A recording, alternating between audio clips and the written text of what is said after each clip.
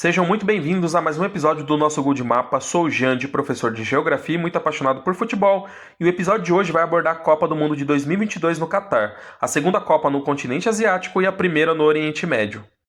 O Catar superou concorrentes como a Austrália, Coreia do Sul e Japão, onde a escolha foi surpreendente por não ser um país com futebol forte, mas com muito dinheiro do petróleo.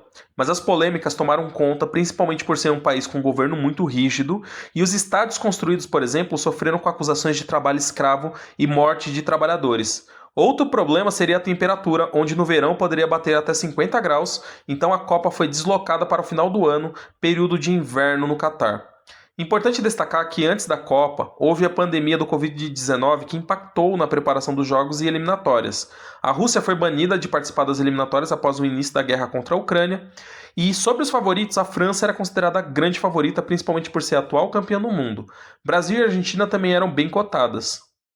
Os estádios da Copa ficavam localizados nas cidades de Al-Khor, Al-Rayyan, que tinha 2 estádios, Al-Wakra, Doha, que tinha 3 estádios, e Lusail, com o estádio da final, o Estádio Nacional de Lusail.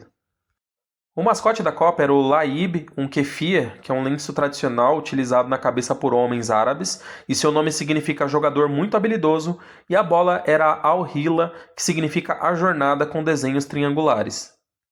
Sobre a preparação do Brasil, Tite foi mantido no cargo, principalmente por conta do retrospecto antes da Copa de 2018, e o Brasil começou 2019 ganhando a Copa América, vencendo o Peru na final por 3-1. Mas o final do ano foi um tanto mais conturbado, com empates contra Senegal, Nigéria e uma derrota para os argentinos. Então veio a pandemia, que adiou as eliminatórias. A seleção brasileira começou muito bem, e no meio da pandemia, o Brasil recebeu a Copa América de 2021 e o Brasil acabou perdendo a final no Maracanã para a Argentina. Vinícius Júnior e Rafinha passaram a agregar mais ao time e fechou as eliminatórias com uma campanha histórica. Dessa forma, o Brasil chegou ao Catar como um dos grandes favoritos. A base da seleção na Copa de 2022 era formada pelo goleiro Alisson do Liverpool, o lateral direito Danilo da Juventus, Marquinhos do PSG e Thiago Silva do Chelsea formavam a dupla de zaga e Alexandro da Juventus era o lateral esquerdo. No meio de campo, Casemiro do Manchester United, Lucas Paquetá do West Ham e Neymar do PSG, jogando um pouco mais recuado. No ataque, Rafinha era o ponta direita, jogava no Barcelona, Vinícius Júnior, ponta esquerda do Real Madrid e o centroavante Richarlison do Tottenham. No banco, ainda tinha jogadores como os goleiros Ederson do Manchester City e o Everton do Palmeiras, laterais como o Alex Telles do Sevilha, zagueiros como Éder Militão do Real Madrid e Bremer da Juventus, os meias Fred do Manchester United, Bruno Guimarães do Newcastle, Fabinho do Liverpool e Everton Ribeiro do Flamengo, e os atacantes Rodrigo do Real Madrid, Antony do Manchester United, Pedro do Flamengo, Gabriel Jesus e Gabriel Martinelli do Arsenal. As seleções participantes ficam por conta do Catar, que era a sede, Irã, Arábia Saudita, Austrália, Japão, Coreia do Sul, Equador, Argentina, Brasil, Uruguai, Senegal, Tunísia, Marrocos, Camarões, Gana, Holanda, Inglaterra, País de Gales, Polônia, França, Dinamarca, Espanha, Alemanha, Bélgica, Croácia, Sérvia, Suíça, Portugal, Estados Unidos, México, Costa Rica e Canadá. O grupo A contava com a Holanda, Senegal, Equador e a sede Catar. A Holanda era a grande favorita do grupo e confirmou com o primeiro lugar. O Catar era a seleção mais fraca do grupo, deixando a segunda vaga em disputa entre Senegal e Equador, onde a seleção africana confirmou o segundo lugar, vencendo os equatorianos por 2-1. O grupo B contava com Inglaterra, Estados Unidos, Irã e País de Gales.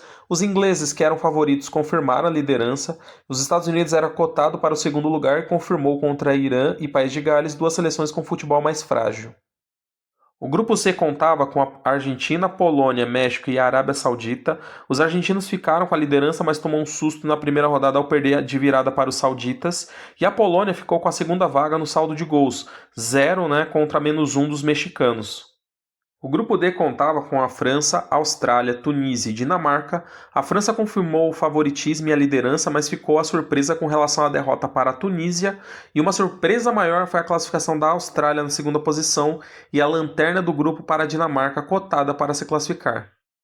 O grupo E contava com Japão, Espanha, Alemanha e Costa Rica e foi de longe o grupo mais emocionante da edição, se não for o grupo mais interessante da história das Copas. O Japão surpreendeu as campeãs mundiais do grupo e garantiu a liderança, ironicamente perde para a lanterna Costa Rica, e a Espanha ficou com a segunda vaga no saldo de gols, 6-1 dos alemães. A última rodada foi intensa, onde cada gol que saía mudava totalmente os classificados.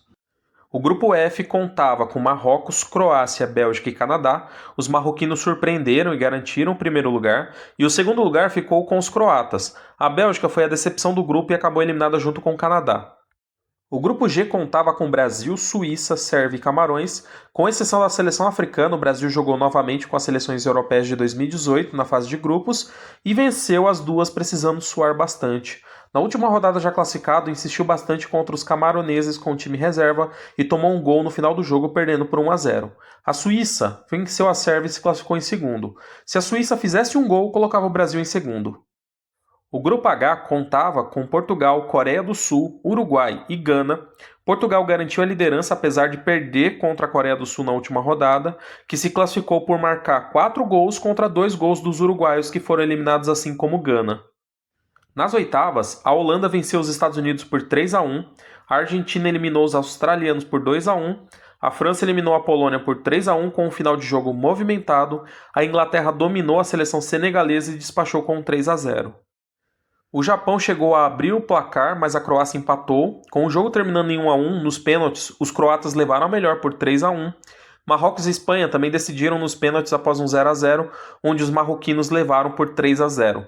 Brasil venceu com facilidade a seleção da Coreia do Sul por 4-1 e, em outro jogo mais fácil ainda, Portugal despachou a Suíça por 6-1.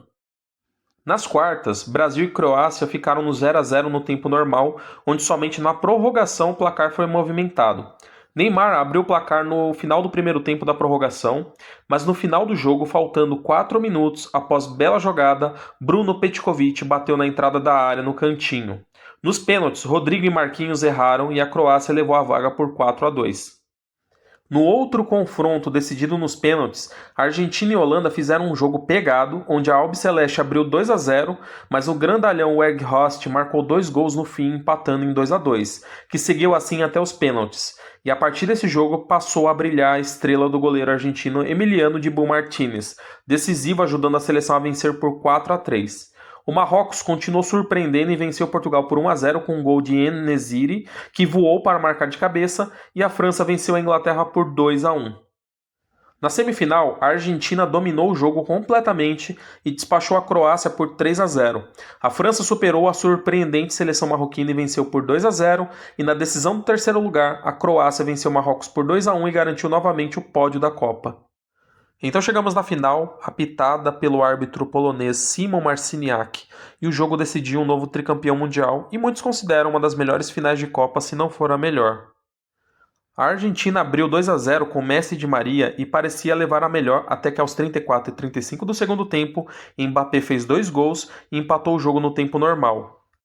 Na prorrogação, Messi recolocou a Argentina à frente, mas novamente no final, Mbappé de pênalti empatou o jogo em 3-3. Ainda restou tempo para Kolo Muani finalizar cara a cara contra Dibu Martínez, que realizou uma defesa absurda com a perna esquerda. Então a final de 2022 seria decidida nos pênaltis e Dibu, que já tinha operado um milagre no final do jogo, novamente se tornou decisivo nos pênaltis, tanto defendendo ou no jogo psicológico com provocações. Posteriormente, a FIFA criou uma regra para evitar provocações de goleiros contra adversários depois da final. Montiel bateu o pênalti decisivo e a Argentina levou o tricampeonato. Então nós vamos formar a seleção da Copa do Mundo de 2022 e a formação tática escolhida é o 4-3-3 e para começar, Dibu Martínez da Argentina, decisivo em vários momentos cruciais, o goleiro foi um ponto importante do título argentino e atualmente joga no Aston Villa. A linha de defesa é formada por Hakimi do Marrocos, um dos nomes da campanha histórica do país e atualmente no PSG, com passagens de destaque pela Internacional, Borussia e Real Madrid. Otamendi da Argentina, importante para liderar a defesa, passagem de destaque pelo Manchester City, Benfica, Porto e vai jogar no River Plate após a Copa. Gvardiol da Croácia, que se destacou na Copa e pode fazer a zaga e a lateral, atualmente no Manchester City, com passagem de destaque pelo RB Leipzig e Dinamo Zagreb. E Theo Hernandes da França, atualmente no Al Hilal e fez quase 300 jogos pelo Milan.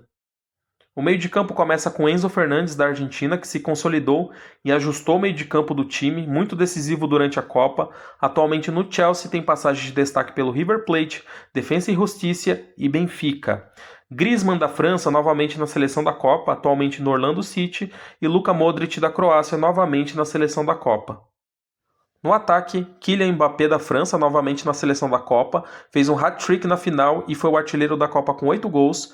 Lionel Messi da Argentina, vice-artilheiro da Copa com 7 gols, foi líder e decisivo, ajudando a seleção a vencer novamente a Copa e foi considerado o craque. E no ataque, finalizando, o Julián Álvares da Argentina, decisivo com gols, ajustou o ataque argentino, atualmente joga no Atlético de Madrid e tem passagens por Manchester City e River Plate. E esse foi mais um episódio do História da Copa, espero que tenham gostado.